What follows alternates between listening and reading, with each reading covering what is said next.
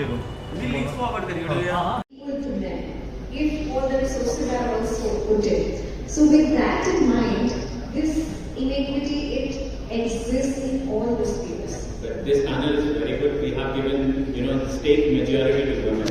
It's a 5:3, and being a panelist, it's a 5:2. So I think this is a good. We have set an example. So yes. Not only panel, but most of the conferences with the contribution to women people are slightly very less women because of the. But I think you should be happy. You're in a panel where you are the majority as well.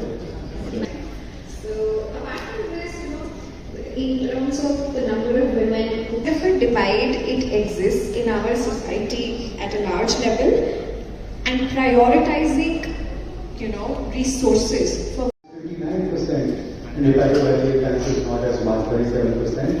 But what's important is 68% of these colorectal cancers, they show pathological regression, which means when you did the pipette, next time you did a punch biopsy, you examined the biopsy, it showed that you had got pathological response. So feasibility of pipette for peritoneal metastasis, another study, the latest one up there, figures are up there, but I'm not going to repeat them. They are encouraging and much, much better than the doublets and the triplets and all the chemotherapy agents that you need. Suddenly, we have come to a stage where you feel that a colorectal cancer that you are operating, and it shows that through the larger thing, then why wait when it comes back and creates agony? There is a case laid out on the colorectal study for that, which is now clear. आयोजन करते हैं और अभी तक जितनी conclave की है मैंने उसमें हम साक्षी बने हैं उसके। क्या आपका मकसद रहता है, क्योंकि हमने देखा कि बाहर से भी आप एक्सपर्ट डॉक्टर्स को बुलाते हैं, तो इसके पीछे मकसद क्या रहता है? देखिए, आप काफ़ी देर से मेरे साथ जुड़े हुए हैं और हमारी ट्रस्ट के साथ जुड़े हुए हैं। 2015 में ये सफ़र हमने शुरू किया था। लाजवंती भगतनाथ रेडिएशंस ऑफ होप नाम से एक ट्रस्ट एस्टेब्लिश की थी, जिसके माध्यम से हमने एक कॉन्फ्रेंस इसलिए ऑर्गेनाइज़ की थी कि एक कॉन्फ्रेंस के माध्यम से मनी जनरेट करके पेशेंट्स की हेल्प भी की जाए। हम पेशेंट्स को चेक्स बांटते थे, कुछ पेशेंट्स के लिए कैंप्स करते थे फॉर फ्लंग एरियाज़ में। धीरे धीरे ये सफ़र चला। क्रैबेकॉन 1 2015 में हुई, आज 2023 में आप 10वीं क्रैबेकॉन देख रहे हैं, होने जा रही है। और हर बार हमने कुछ नया ऐड किया है। एक बार 24 hour live cancer awareness event किया 2018 में, जो कि वर्ल्ड में एक ही बार हुआ है। 24 घंटे लगातार पूरे विश्व को जोड़ा था हमने कैंसर अवेयरनेस पे।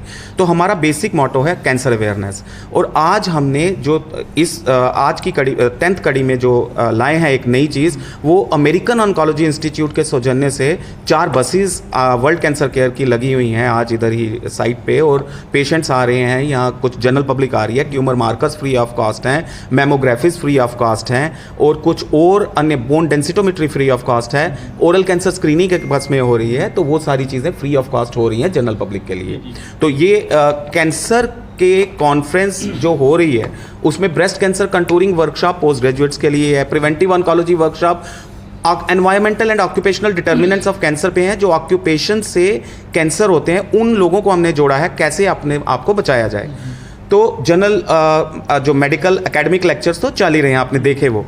तो उससे हम एक फंड रेजर इवेंट भी किया है, जो पैसे इकट्ठे होंगे वो पेशेंट्स की हेल्प के लिए जाएंगे, जैसा हर साल आप देखते हो हम करते हैं। डॉक्टर साहब, कैंसर एक ऐसा जाएंगे कि घबराने की जरूरत नहीं है, हिम्मत हारने की बात नहीं है। गवर्नमेंट ऑफ इंडिया का जो प्रोग्राम है, national programme for control of cancer, diabetes, cardiovascular disease and stroke, NPCDCS जो प्रोग्राम है, उसमें कैंसर ही एक ऐसा रोग है, कैंसर, डायबिटीज़, हाइपरटेंशन, कोई भी रोग ले लो, उसमें कैंसर ही एक ऐसा रोग जो पहली दूसरी स्टेज में डायग्नोज हो जाए तो 100% क्योरेबल है।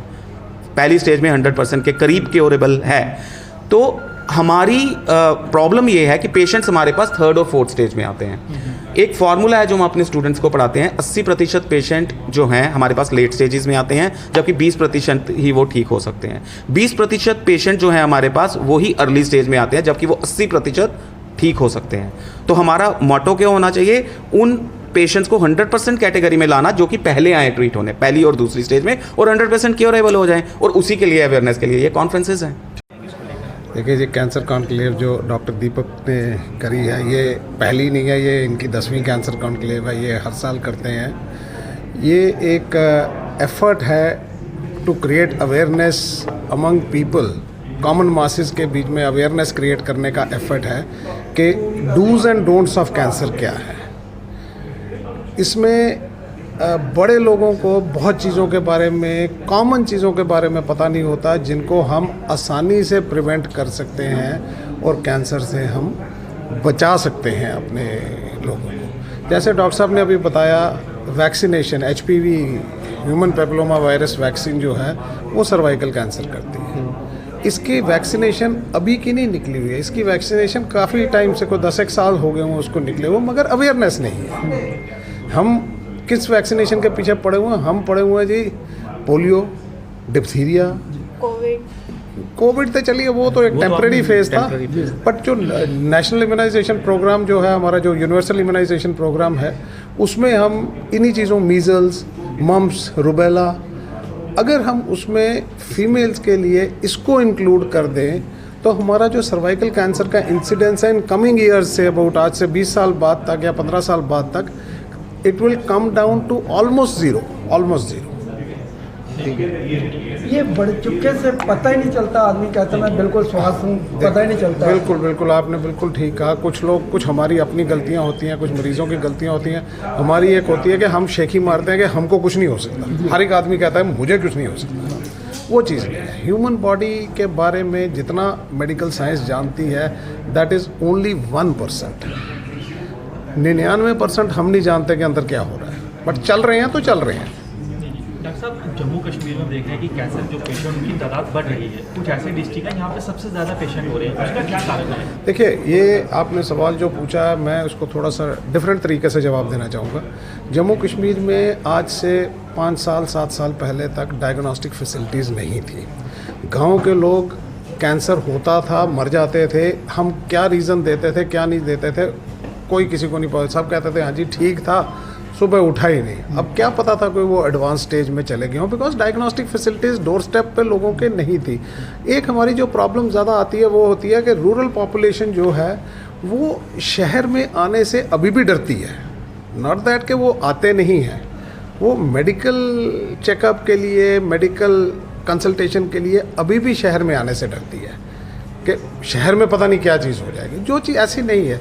अब तो एक मुझे ये अमेरिकन ऑन्कोलॉजी इंस्टीट्यूट के ज़रिए मुझे पता चला, एक वर्ल्ड कैंसर केयर करके ऑर्गेनाइजेशन है, जलंधर बेस्ड, वो आज भी शायद इधर आए हैं। वो हमने AOI के थ्रू बहुत बारी बुलाए हैं। सांबा डिस्ट्रिक्ट में हमने कैंप किया था, जम्मू इधर बीरपुर में हमने कैंप किया था, बनी में किया था, CMO ऑफिस ने शायद विजयपुर में किया था।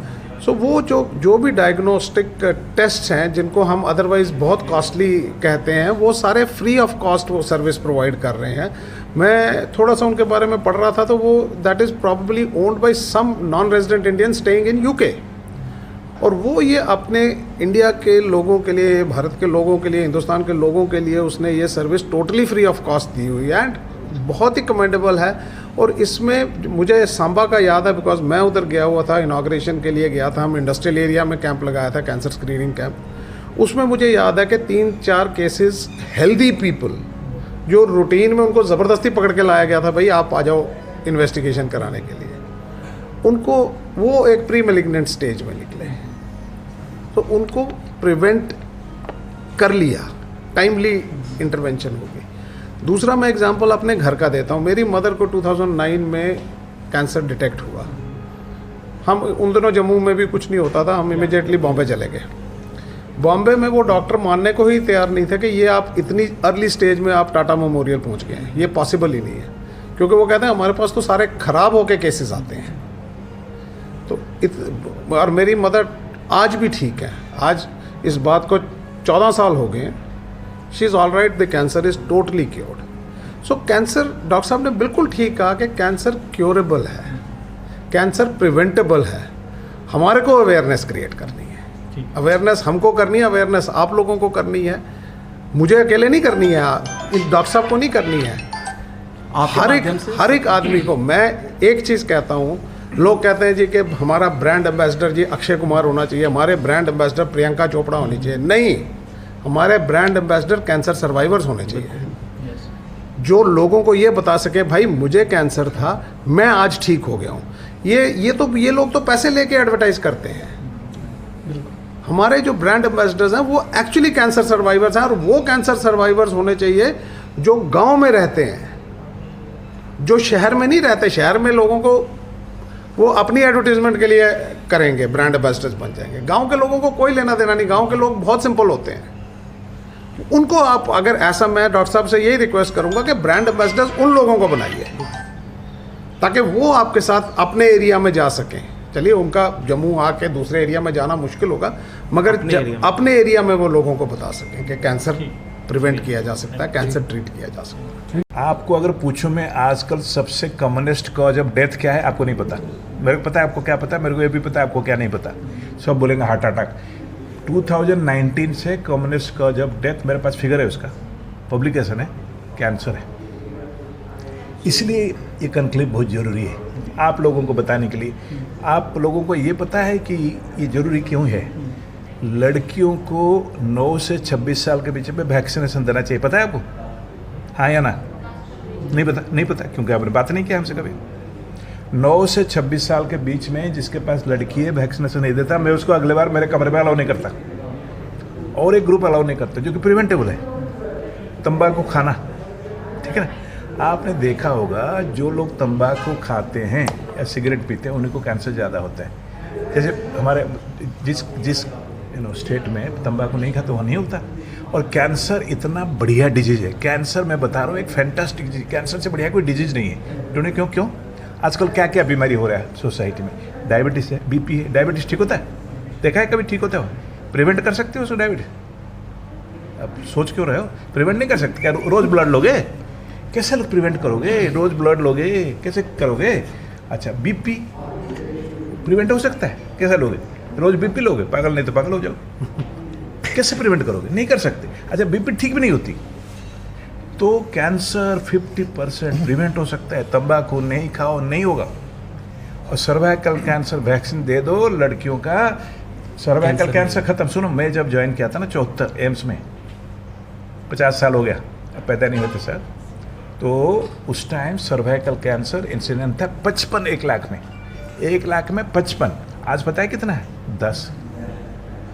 देखो ना, हमारे जो लड़कियां होते हैं स्कूल जाते हैं, कॉलेज जाते हैं, उसके लिए क्या स्पेशल हिसाब होता है क्या?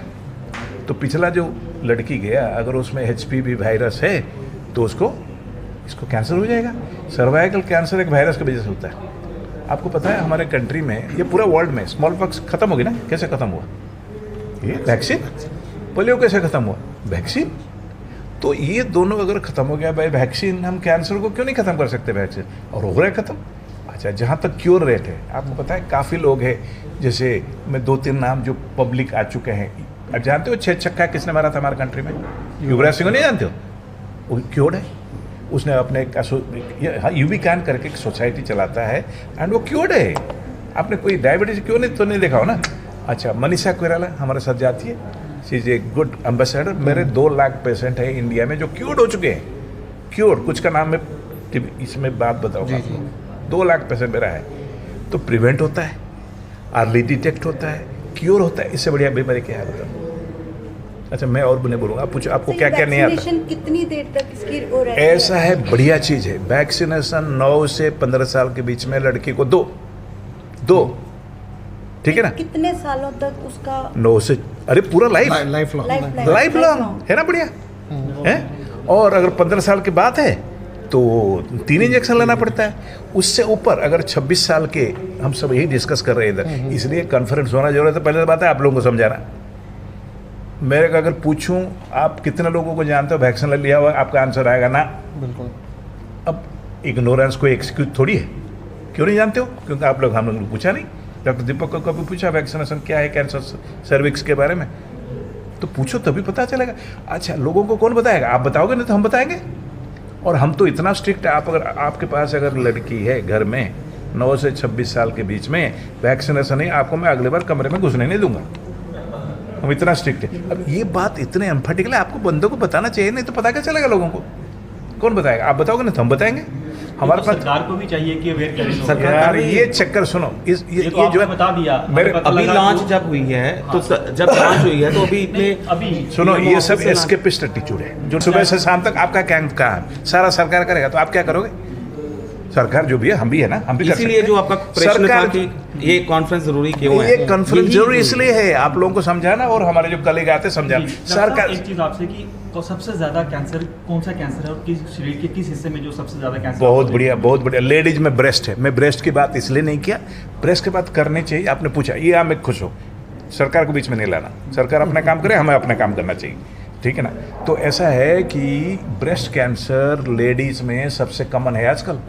ब्रेस्ट कैंसर सारे लेडीज़ को अपना जो ब्रेस्ट 35 साल के ऊपर खुद ही देखना चाहिए, दोनों पीरियड के बीच में, और 45 साल के ऊपर मामोग्राफी होनी चाहिए। जो नहीं करता हम उसको अगले बार घुसने नहीं देते, ठीक है। और जिसके फैमिली में ब्रेस्ट कैंसर है उसको तो 40 साल से शुरू करना चाहिए और उसको अल्ट्रासाउंड करना चाहिए, चाहे रेडिएशन नहीं है। ब्रेस्ट कैंसर प्रिवेंटेबल नहीं है, बट सर्विक्स कैंसर प्रिवेंटेबल है, ओरल कैंसर प्रिवेंटेबल है, ठीक है ना, लंग कैंसर प्रिवेंटेबल है।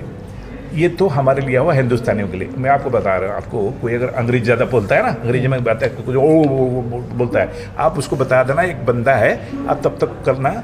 मालबोरो सिगरेट पहले आता था, पता है, बाहर से। मालबोरो सिगरेट को एडवर्टाइजमेंट करना था, एक बंदा था, उसका नाम था वेन मैकलरन। अब ढूंढो ना अपना गूगल में, ढूंढो वेन मैकलरन। वो काउबॉय हैट पहन के, कुछ नहीं यार, हमारे यहाँ लोग ऐसे गाय चराते, वो काउबॉय हैट पहन के घोड़ा में चलाता था, फेमस हो गया। तो क्या हुआ, फिलिप मोरिस कंपनी में काम कर रहा था, उसने 15 साल एडवर्टाइजमेंट किया। आप उसको नाम ढूंढना, वेन मैकलरन उसका नाम था। मालबोरो मैन ढूंढ लो, अपने आप आ जाएगा। तो उसके बाद 15 साल के बाद उसको कैंसर हुआ। सब लिखी हुई, मैं कोई बकवास नहीं कर रहा, बकवास आजकल बच्चे भी नहीं सुनते। कोई आपका बकवास, मैं जो बोल रहा हूँ सब मेरा कंप्यूटर में आपको निकला दूंगा।